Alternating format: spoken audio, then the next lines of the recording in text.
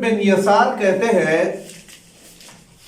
میں ایک مرتبہ بحرین کی طرف گیا اور وہاں میں ایک عورت کا مہمان بنا۔ جب میں اس کے دروازے پر گیا میں نے دیکھا کہ دربان ہے، اس کے بہت زیادہ بیٹے ہیں، مال و دولت ہے، غلام ہے،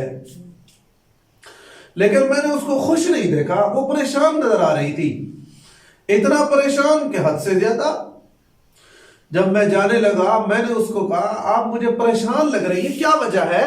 تو وہ کہنے لگی جب آپ دوبارہ آئے تو دوبارہ میرے مہمان بننا۔ تو کئی سالوں کے بعد جب میں وہاں گیا میں نے دیکھا کوئی دربان نہیں، کچھ بھی نہیں، اور عورت غربت کی حالت میں زندگی گزار رہی ہے۔ میں اندر گیا، میں نے پوچھا کہ میں نے کہا کہ پہلے تو میں جب ادھر سے گزرا تھا اور آپ سے گیا تو آپ پریشان تھی، آج خیر ہے ہنس رہی ہے، آج تو آپ خوش ہیں، وجہ کیا ہے؟ وہ کہنے لگی ان دنوں میں میرے پاس مال و دولت تھی،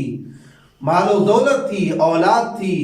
اور جو مال میں نے سمندر کے راستے سے بھیجا تھا وہ غرق ہو گیا، اور جو مال میں نے خشکی کے راستے سے بھیجا وہ ہلاک ہو گیا، اولاد بھی فوت ہو گئی، لیکن ان دنوں میں پریشان رہتی تھی اس وجہ سے کہ میرے دل میں یہ ڈر تھا کہ اللہ تعالیٰ نے نیکیوں کا بدلہ مجھے کہیں دنیا میں تو نہیں دے دیا، اللہ نے مجھے نیکیوں کا بدلہ، انعامات کا بدلہ دنیا میں تو نہیں دے دیا، لیکن اب وہ ساری چیزیں ختم ہو گئی، اب میں خوش ہوں، اللہ کی رضا پر راضی ہوں کہ اللہ مجھے آخرت میں ان نعمتوں کا بدلہ عطا فرمائیں گے۔ میرے پیارے، مال و دولت خوش ہونے کی چیز نہیں ہے، مال و دولت تکبر کرنے کی چیز نہیں ہے، یہ اشیاء یہ تکبر کرنے کی چیز نہیں ہے،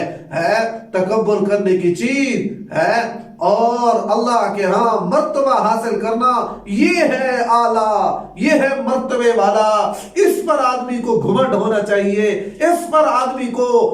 بڑھوتری کرنی چاہیے کہ میں اس سے نیکی میں بڑھ جاؤں، گناہ سے میں بچ جاؤں، نیکی میں بڑھ جاؤں۔ اور بعض آدموں کو اللہ تعالیٰ دنیا میں ہی سزا دے دیتے ہیں۔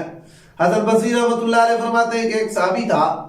ایک مرتبہ ایسے گزر رہا تھا، اس کو ایک عورت ملی، وہ زمانہ اسلام سے پہلے وہ اس کو جانتا تھا، جب وہ گزرنے لگی اس سے بات کرنے کے بعد وہ چلی گئی تو اس کو پیچھے دیکھا، پیچھے مڑ کر دیکھ رہے تھے، اس کو دیکھتے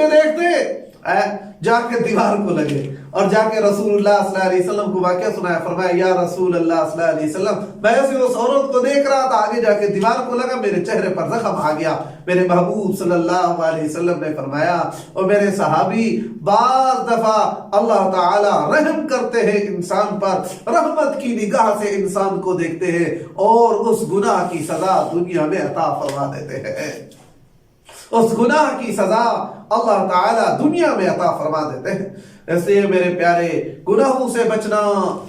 نافرمانی سے بچنا، اللہ کو یاد کرنا، سوتے وقت اللہ کو یاد کرنا، اٹھتے وقت اللہ کو یاد کرنا، جاگتے ہوئے اللہ کو یاد کرنا، گھر میں جاتے ہوئے اللہ کو یاد کرنا، باہر نکلتے ہوئے اللہ کو یاد کرنا، مسجد میں داخل ہوتے ہوئے اللہ کو یاد کرنا، مسجد سے نکلتے ہوئے اللہ کو یاد کرنا، ہر حالت میں اللہ کو یاد کرنا۔ میرے دل میں اللہ ہو۔ ایک واقعہ لکھا ہے، فرمایا کہ ایک آدمی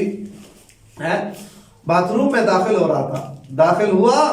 اور داخل ہونے سے پہلے ہی غشی کھائی اور بے ہوش ہو کے گر گیا۔ اس کا نام تھا خواجہ مظہر جان جانا رحمت اللہ علیہ، خواجہ مظہر جان جانا رحمت اللہ علیہ۔ تو جب ہوش میں آئے کسی نے پوچھا حضرت کیا ہوا؟ فرمانے لگے باتھ روم میں جا رہا تھا، بایاں قدم داخل کرنا تھا، دایاں داخل ہو گیا، کبھی سنت کی خلاف ورزی نہیں کی، آج سنت کی خلاف ورزی کرنے پر اب مجھے ایسے دل میں ڈر آیا، اللہ کا خوف آیا، بے ہوش ہو کے گر گیا۔ ایسا خوف اللہ سے، اور امیدیں بھی کامل، خوف بھی کامل۔ اللہ تعالی ہم سب کو ہدایت نصیب فرمائے۔